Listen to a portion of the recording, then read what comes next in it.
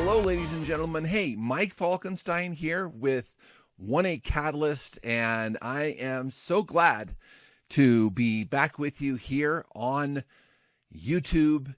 I have been, I think it's been about a year that I took a little break, and I am here today to kind of give some update and details as to why I took a break from YouTube for about a year or so, recording videos for our 1-8 Catalyst YouTube channel.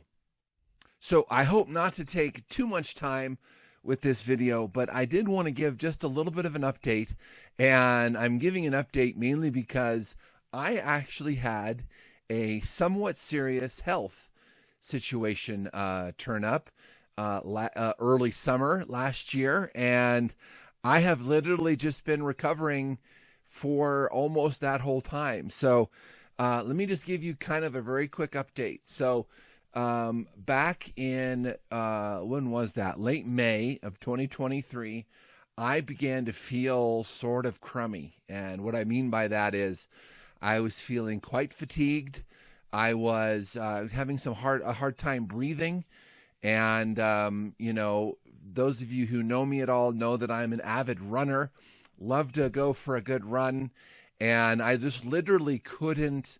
I got into kind of mid-May to late May, and I just literally was not able, did not have the energy or the breath to be able to run, which it's funny for me, many times any kind of trouble physically kind of shows up for me in whether or not I can go have a run or not, which is kind of funny. But so then we got to June of 2023. I've had trouble in the past with my kidneys, nothing to be worried about, just a slight issue I had back in 2020 where I was diagnosed with a very mild case of chronic kidney disease. And so I was thinking maybe that the issue was with my kidneys, and it turned out, went to the kidney doctor. Kidney doctor said, actually, your kidneys continue to get better and better. No trouble there. You whatever will eventually take your life, it will not be your kidneys.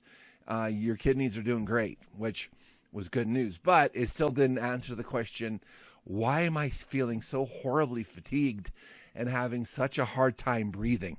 And which, if any of you have had lung problems before, that's really concerning. I mean, we all need to be able to breathe, right? So it wasn't until my family and I went on vacation late June. I just kind of hung out at the beach and didn't do much. Came back, and it was really after we got kind of the July 4th holiday that I began to go, okay, I need to go further into this. And so went and saw my primary care doctor. My primary care doctor, after hearing my lungs, said, I think you need a CT scan of the lungs. So did that, and almost right away, the imaging facility that I went to do that, I couldn't even leave the parking lot until they said, you need to get yourself to an emergency room right away. You have something called pulmonary embolism, which, for those of you who aren't familiar, pulmonary embolism are the blood clots that form in the lungs. And the reason they say go to an emergency room is that if one of those blood clots kicks loose and goes to the brain, then that's it. That's a very fatal diagnosis. And even pulmonary embolism itself, 30% of the people who get pulmonary embolism end up, it's a fatal diagnosis for them. So for me, it was emergency room, immediate blood thinners.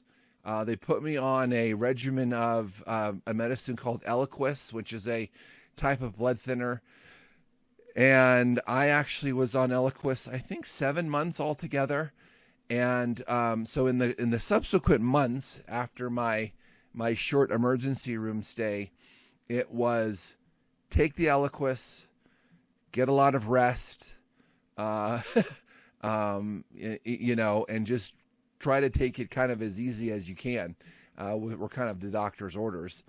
And again, just because it's such a serious condition, again, if people are dying from it, it's a good indication of how serious it is. So the one thing in terms of kind of my ministry, my, life that I was able to do over the kind of late summer, early fall last year, I was able to, I kind of just took the time to write a new book. So I don't think I have a copy of it here. Oh, actually, you can see it right there. A book called Searching for a Biblical Church, a how-to guide. I'll be sure to put a link in the description of this YouTube video for those of you that are interested. And so, yeah, I just kind of, could work on the book from about 8 a.m. till noon, had a lunch. I couldn't make it past about 1 p.m. without needing a nap, without needing sleep, and which was really weird because I am not a take a nap guy. Maybe a Sunday nap, okay, but nothing that during the week for sure. It's working time, right? One of my personal mantras has been that there are too many people without Jesus to take that much time off. So to be taking a nap in the middle of the afternoon was just really, really hard for me. And so I had to give myself a lot of grace. Hey, you need this. Your body's trying to recover from something really actually quite serious. And so would have a nap. It started off about a 2-hour nap, and then it slowly, as I started to feel better, the naps got sort of shorter and shorter. Took the dog for a walk, could work a few more hours until dinner, and completed a book resource. And so that was good. So I am now, I think, mostly recovered. When you get pulmonary embolism, wherever those blood clots were in the lungs, there is going to be scarring in the lungs. And so I can tell that I am not breathing at the kind of the level that I was before, but generally speaking, it's pretty good. I'm just starting to get back into doing some exercising and, taking the dog for even longer walks. And so that's good. That's good. And so, from what I understand online, to be kind of completely recovered from this, many times it's a couple of year type process. But, for me, I'm looking to be able to kind of get back into, ministry travel, ministry speaking. I was in February, a month and a half ago or so, able to take my first international trip. Went to England and Turkey and did some teaching and whatnot. And so looking forward to being able to do that. So in terms of, a lot of people have asked me why I think that God, put me through this and gave me this diagnosis. And really, I haven't spent a ton of time thinking about it, but I do think there is a common theme about this personal mantra that I have, right? That there are too many people without Jesus to take that much time off. And I do still genuinely believe that, of course, as a person who has felt called into full-time ministry, I'm at it. I want to be at it as vigorous a way as I possibly can. The flip side of it is, it's like, I think God really wanted me to, obviously he wanted me to slow down. You don't get something like this unless there's something about, okay, Mike, it's okay just to kind of take sometimes an afternoon and read, or take some time and just reflect a little bit more. And so I think just kind of the self-care, of course, as I get older, that's going to continue to be more important. Working yourself to the bone all the time is, we all know it's not really all that good for you.